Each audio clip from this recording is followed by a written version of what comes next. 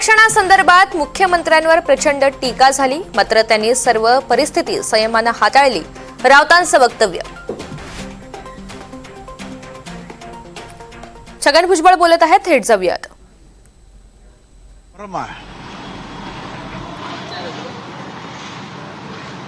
आणि या संदर्भातले वेगवेगळे अर्थ लावून जे आहेत, ओबीसी आणि मागास वर्गातील आमच्या अनेक संघटना,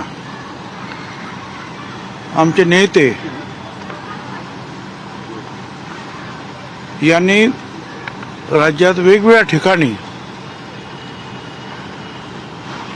कुठे कलेक्टर, जिल्हाधिकारी किंवा इतर ठिकाणी निवेदनं देणं, काही ठिकाणी मोर्चे काढतायत, अनेक ठिकाणी जे आहे शासन निर्णय जे आहेत, कोण फाडताय कोण काय करताय हे सगळं सुरू आहे.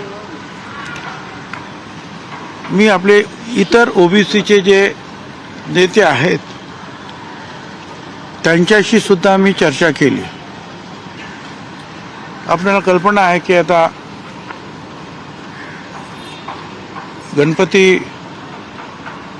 गणेशोत्सव सुरू आहे.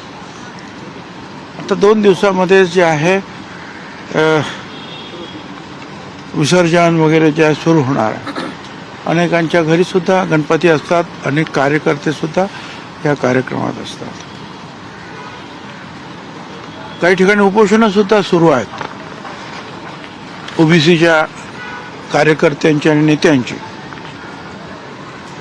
माझी या सगळ्यांना विनंती आहे की आम्ही सर्वच इथे अनेक जे कायदे तज्ज्ञ आहेत, वकील आहेत,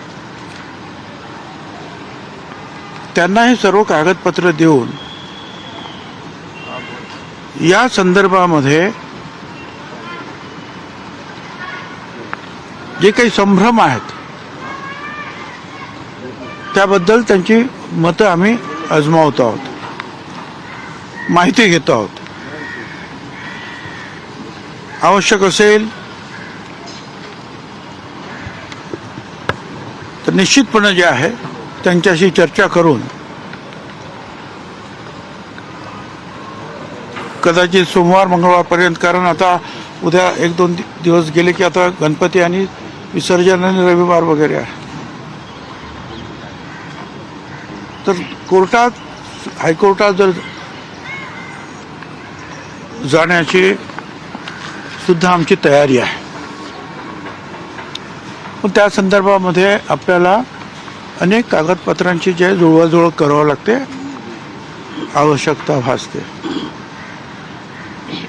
आम्ही सगळेच लोक जे आहेत मुंबईमध्ये या संदर्भामध्ये वेगवेगळ्या कायदे तज्ज्ञांशी चर्चा करतो आहोत. सगळ्यांशी चर्चा केल्यानंतर सर्व आमच्या नेत्यांशी माझी आपणा सगळ्यांस विनंती आहे की आपण अगदी शांतपणे, अनेकांनी ते काम केलेलं आहे की जिल्हाधिकारी कार्य, तहसील कार्यालयामध्ये आपली पत्रकं देणं आणि ओबीसीच्या हक्कावर गदा येणार नाही अशा प्रकारची जी आहे शासनाकडे मागणी करणं, हे काम केलेलं आहे. आणखीन काही ठिकाणी राहिलं असेल तर त्यांनी ते करावं. पण ते सोडून माझी विनंती आहे सगळ्यांना की बाकीच्या ज्या काही आंदोलनाचे प्रकार आहेत, कोणी उपोषण करताय, कोणी मोर्चा काढताय, कोणी शासन निर्णयाच्या संदर्भामध्ये कागद वगैरे जे आहेत फाडतात, काय करतात, असं जे पाहतोय मी, मला असं वाटतं की तूर्त आपण ह्या सगळ्या गोष्टी त्वरित थांबवाव्यात अशी मी आपणाला विनंती करतो आहे. आम्ही याचा अभ्यास करून योग्य तो निर्णय घेणार आहोत.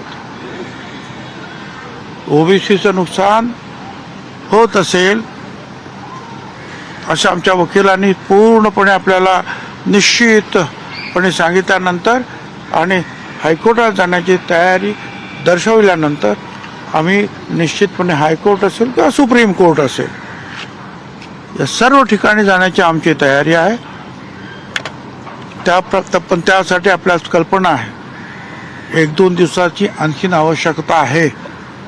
कारण काही जे आहेत विधिज्ञ जे आहेत कोण दिल्लीला आहेत, काही दिवसभर कोर्टामध्ये होते, संध्याकाळी सुद्धा रात्री सुद्धा त्यांच्या मीटिंग्स वगैरे आहेत. तर आपण सगळ्यांनी तूर्त शांत राहा. फक्त निवेदनं देणं याच्या पलीकडे सगळ्यांना मी सांगतो की उपोषणात बसलेले जे आहेत, अंतरवेली सराटीमध्ये सुद्धा बसलेले आहेत, नागपूरमध्ये बसले, इतर ठिकाणी बसले, माझी विनंती आहे सगळ्यांना की आपण हे सगळी उपोषणं सोडावीत. शांततेनं जे आपलं म्हणणं जे आहे सरकारी दरबारी लिहून त्यांना कलेक्टर किंवा तहसीलमध्ये द्यावं आणि वाट पाहावी. सर्व ओबीसी नेत्यांशी चर्चा करून पुढील काय महाराष्ट्र सरकार ने निकाला है, इससे जो है ये ओबीसी के हमारे अनेक जो हमारी संगठना है, हमारे कार्यकर्ता है, लोग हैं, नेता है, वो उनके दिल में जो है एक संभ्रम निर्माण हुआ है कि ओबीसी के ऊपर अन्याय हो रहा है. और कुछ लोग जो है इसके बारे में जो है रास्ते पे उतरे हैं, आंदोलन कर रहे हैं. मैं उन सभी को, कोई जो है भूख हड़ताल पे बैठे हैं, मैं उन सबको जो है दरख्वास्त करना चाहता हूँ कि हम लोग जो है तर GR विरोधात